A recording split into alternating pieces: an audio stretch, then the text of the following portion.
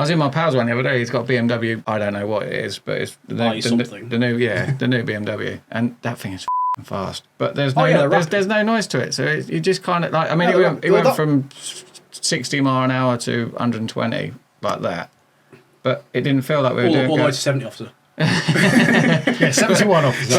It just didn't feel like it was going fast because there was no noise with it. Yeah, that doesn't feel like it's going fast when you floor it. To be fair, you hear it, but like you just look down at the speed. It's like, holy crap, I'm doing like 100.